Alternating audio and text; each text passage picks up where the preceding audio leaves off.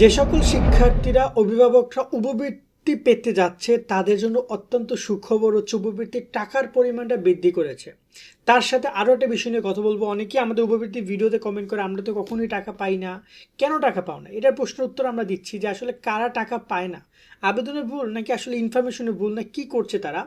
আজকের ভিডিওটা হচ্ছে খুবই গুরুত্বপূর্ণ, যেখানে আমরা দেখতে পাচ্ছি 25 জানুয়ারি তারা শিক্ষা মন্ত্রণালয় জানিয়েছে প্রাথমিক, মাধ্যমিক, উচ্চ মাধ্যমিক এবং উচ্চ স্তরের অনগ্রসর শিক্ষার্থীদের মেধাবৃত্তির টাকা নির্ধারণ করা হয়েছে।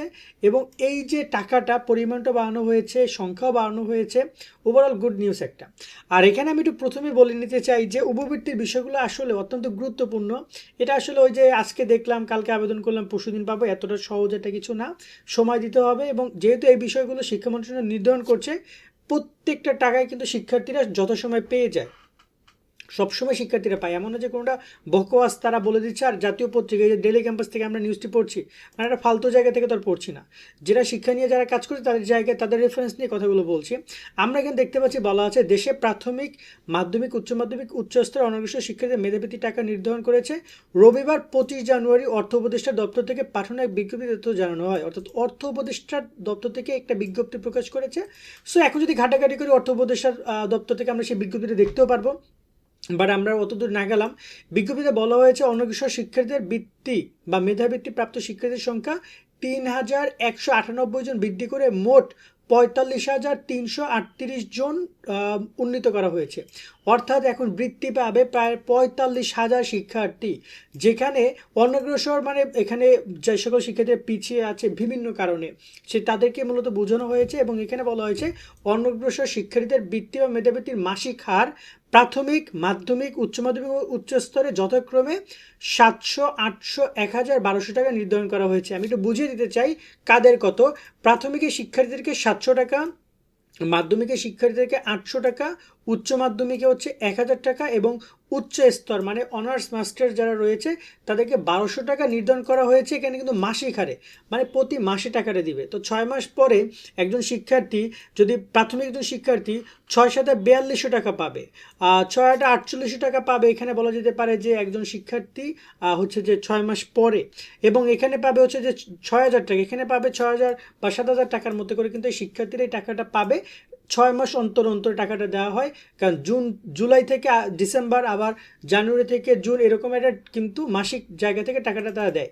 এবং এখানে বলা হয়েছে অনগ্রসর জনগোষ্ঠী জীবনমান উন্নয়ন কার্যক্রমে মোট 5,490 জন অনগ্রসর জনগোষ্ঠীকে দক্ষতা উন্নয়নে প্রশিক্ষণ প্রদান করা হবে।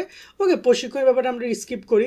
এছাড়াও যারা যে সকল শিক্ষার্থীরা প্রতিবন্ধী ভাতা পায়, প্রতিবন্ধীও কিন্তু পর্যায়ক্রমে বলা যায় 36 লাখ প্রতিবন্ধী ব্যক্তির মধ্যে 35,81,900 জন মাসিক 900 টাকা করে পায়, এবং 18,100 জন মাসিক 1,000 টাকা করে প্রতিবন্ধী ভাতা পাবেন। এবং এখানে বলা হয়েছে প্রতিবন্ধী ভাতা বৃদ্ধি করছে, 50 টাকা বৃদ্ধি করেছে। প্রাথমিক, মাধ্যমিক, উচ্চ মাধ্যমিক এবং উচ্চ স্তরের ক্ষেত্রে 950, 1,000, 1,100 এবং 1,350 টাকা যথাক্রমে তাদেরকে ভাতা দেওয়া হচ্ছে বা হবে। এখন এখানে কত হচ্ছে টাকাগুলো কবে কি পাবে, এটা আসলে এরকম কোনো একটা স্পেসিফিক জায়গা না যেখানে টাকা দিয়ে দিবে।